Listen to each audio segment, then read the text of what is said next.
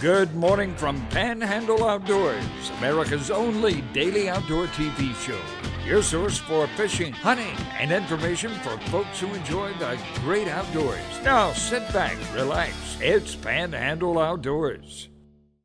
Good morning, folks. Welcome to Panhandle Outdoors. I'm Winston Chester, and I'm glad you're with me on this cold morning. I know a lot of places are closed and all. I want to give a shout out to Jeff. Jeff and I are the only ones in the studio. They've been closed a couple of days too. Everybody's closed, but man, we bring it to you, and we've been loyal to our job and trying to bring you the best information we can on outdoors, which is not much going on in outdoors right now. So y'all do be careful out there. We're serious about that. And we're glad to be here, glad to be able to fight through the snow and walk uphill both ways on the way to work and on the way home, walk uphill like our parents did going to school back in the day. Anyway, let's move on. I digress.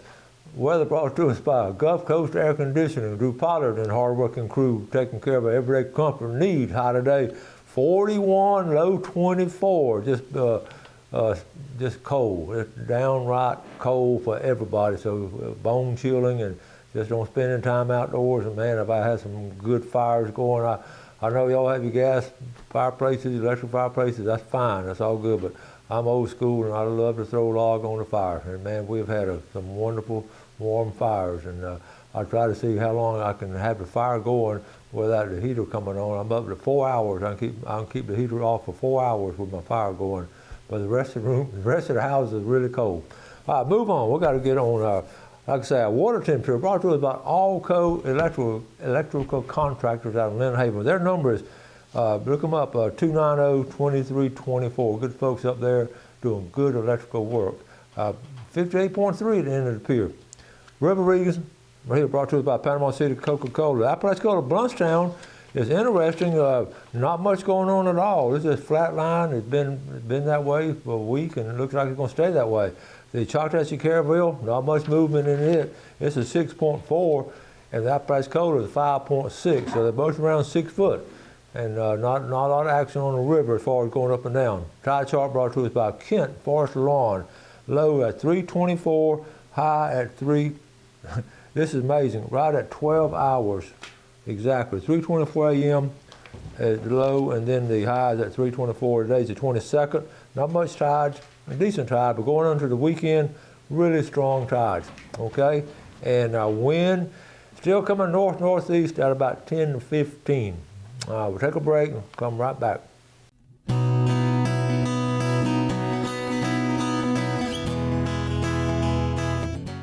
Okay, welcome back. Hope you're staying warm this morning and enjoying our show. We have all kind of pictures, and excuse my English sometimes. I sort of get carried away and talk like when I was a young kid before my parents got on to me for talking with bad grammar, and then my English teacher, Miss Sarah Lamar. But moving on, I talked last Friday was Arbor Day, and I encourage some of you all to do it. Well, look here what happened. Victor Hathcote over there in South Walton Friday after lunch, he sent me, well actually Friday morning at 8:34, he sent me, "Happy Arbor Day, Coach," and he planted him a nice tree. Look at there, on the Florida Arbor Day. So thank you, Victor, for doing that, and later on I'm going to talk about Arbor Day some more, but and thanks for sharing that. All right, let's move on.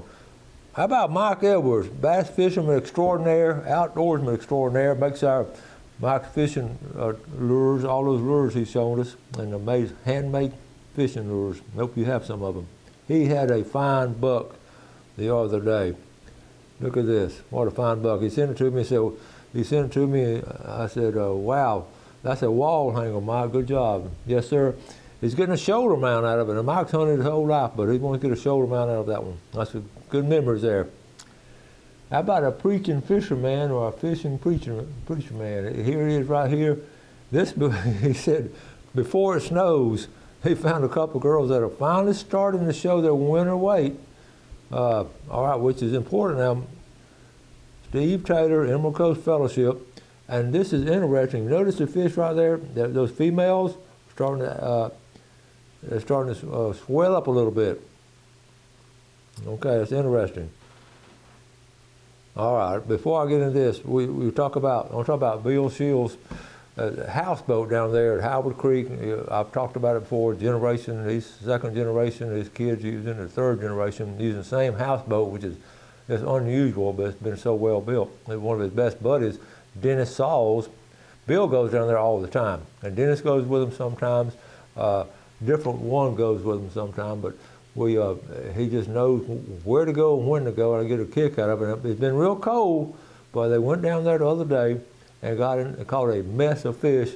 He sent the pictures to me and Bill Allen, like we're supposed to be jealous, which we are. We should have been down there with him, but he was laughing when he sent it. So here's the pictures right here. Back at the houseboat, you've seen the videos, that cleaning bench right there. He got it right there and cleaned a bunch of them. That's Bill Shields there, and there's Dennis. That is a fine, look at the size of those fish though. Good job, Dennis. He's a pharmacist here. I think he's retired now. There's another, the same mess, I believe it might be the second mess.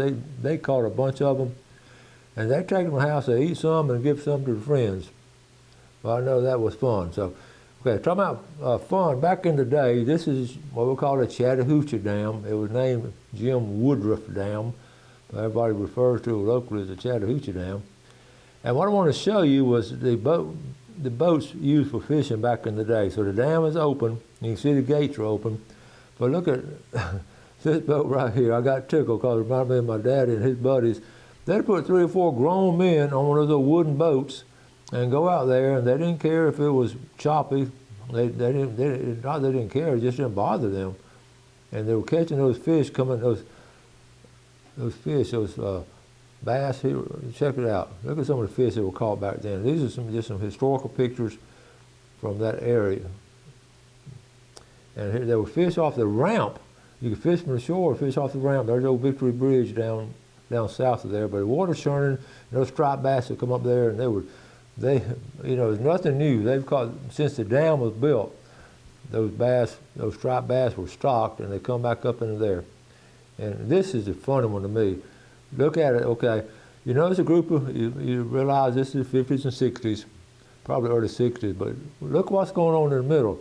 That's the man, the game warden, right? He's checking this guy's fish, and the guy's wife is looking at him, and he's trying to see, he wanted him to count. I wish I knew the story behind this picture, but I just got a kick out of it, because they'd walk down there and check on them. But see everybody with those poles, big stout poles, heavy duty poles. But look at all the ladies fishing.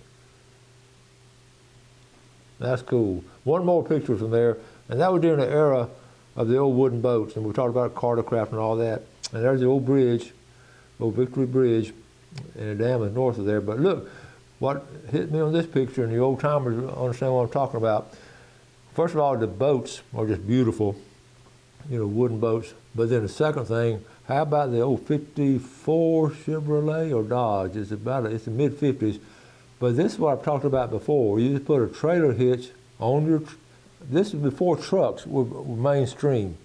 And that's what I was trying to explain to you. When I was little, my daddy didn't have a truck, but he always got a trailer hitch put on that back bumper. And all the people did in town, and they could take the boat out there. So that's what brought back a lot of fond memories to me. So anyway, the boat races, they used to try to have boat races and all, and from one bridge from one landing up to the dam, or not to the dam, but to the bridge or the finish line. And I wish I had some old video of that. I'm gonna look for some old video, and maybe I can show y'all some, but it was really cool times. Let's take a break, we'll be right back. Okay, welcome back. We always talk about all the different things we can do in outdoors, not just in hunting and fishing, the hiking and the camping, and just getting out, walking through the woods, and just always riding up the river, taking a look at it. Just so many different things here in the Panhandle we can do. But I talk a lot about wildlife photography, and I use different examples. I have some people who are professional, and we show some of those pictures, and have some former students that, we've talked about it before in class, and I'm not a photographer. I don't ever claim to be, but I have much admiration for these beautiful shots of game and fish and game and ducks and all kinds of different things. And I got a post the other day from one of my former students, Carson Pope, was in my class. He's married now and doing well, but check out this picture here he took. I thought, here's Carson right here. Isn't that a cool picture of a male and female bufflehead? But I've talked to him about coming on the show. He's sort of a little reluctant because he hadn't been doing this for just a little while. He just gotten into it. That's the beauty of it. You can just start doing this kind of stuff at any time. Okay, but look at what's cool about this is the reflection in the water is almost as clear, and that's what a photographer dreams about, getting the reflection and the actual object almost looking the same. And isn't that just a great shot, especially for an amateur beginner like Carson Pope. So congratulations, Carson. I'm proud of you for doing that, and we'll continue to do it, and we'll come on the show pretty soon. Ronald Mathis of the Bear Creek Hunt Club. Okay, so you got this nice buck right there. Those guys hunt hard. I've been up there. I go up there for Thanksgiving and have a fried mullet with them. And Ronald Mathis, good job, Ronald. I know they have a good time dog hunting up there. Ben Still, talking about hunting hard. Now Ben, he hunts out of a tree stand, and he hunts not too far from the airport up in that part of Bay County. And he said, the good Lord bless me with a nice one, be blessed. But now Ben, through this cold weather, he'll hunt. I mean, it doesn't bother him. His place, he calls his hunting place a mullet hole because there's a big old mud hole in it, but he always hunts out of the mullet hole.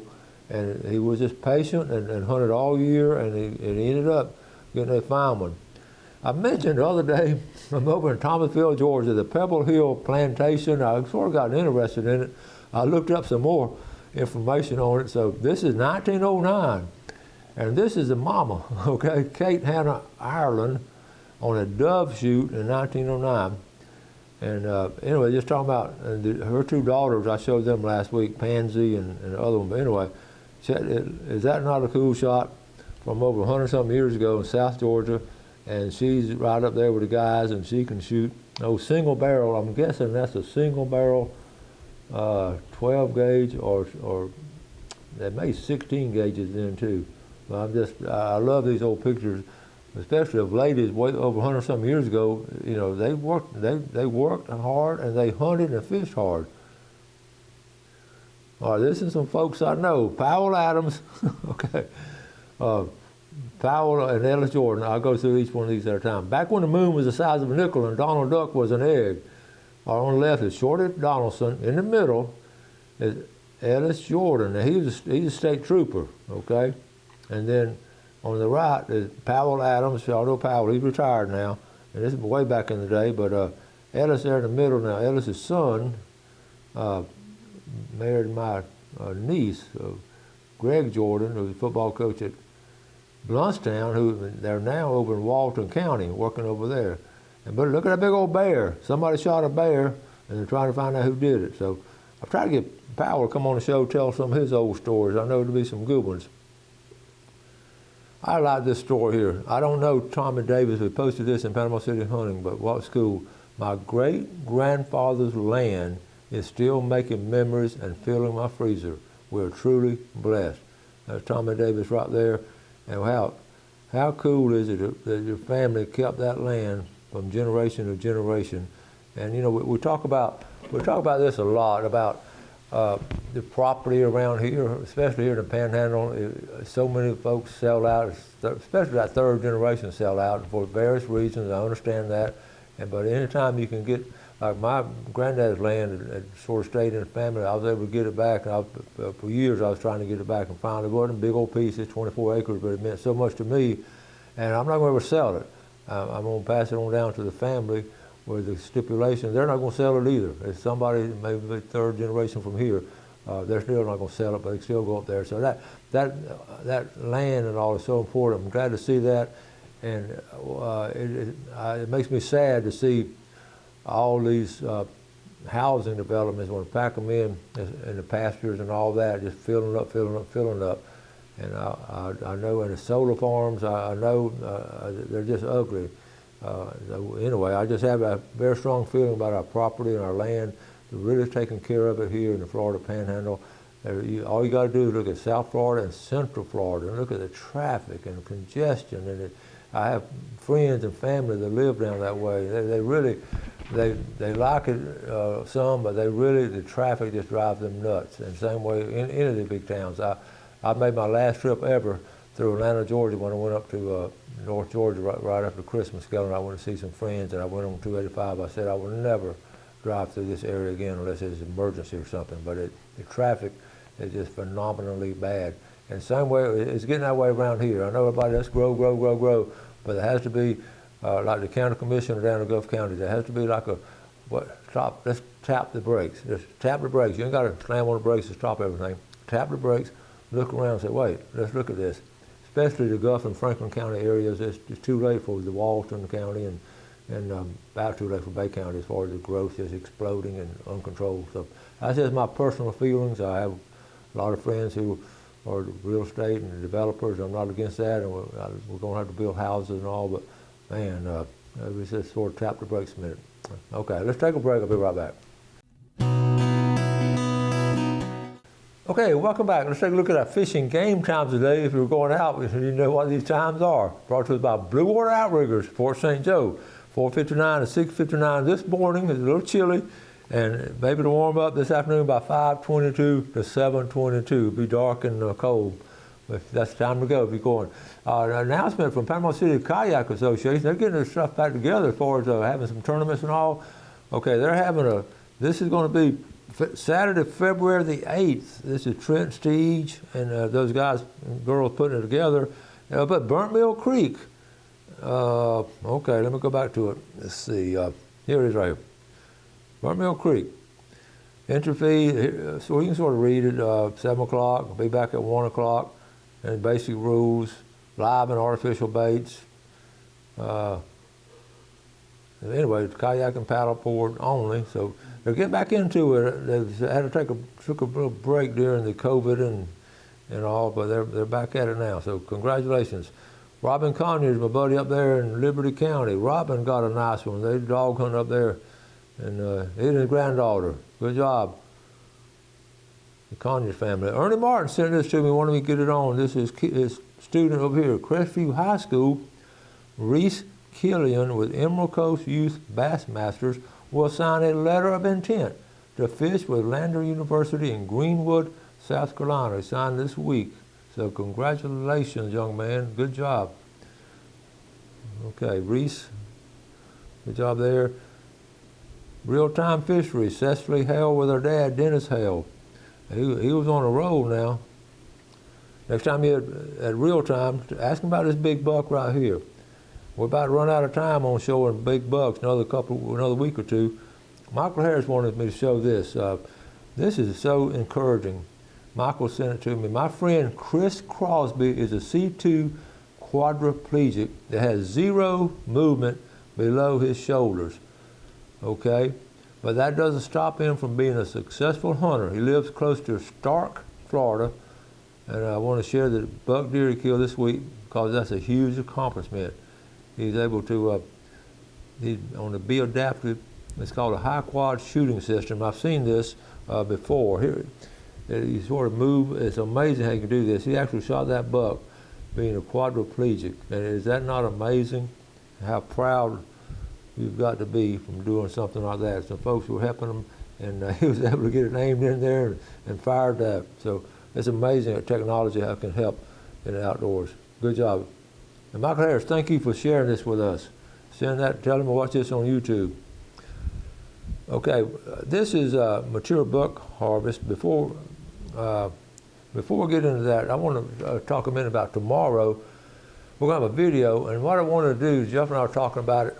This is year number 20, and I want to just start showing about once a month some video from back in different decades. We had the 2000s, the 2010s, and the 2020s we're in now. So I'm going to try to go back, and I'm going to try to find some vintage ones. The vintage ones I find are going to be fuzzy and all that, but I think you would appreciate it.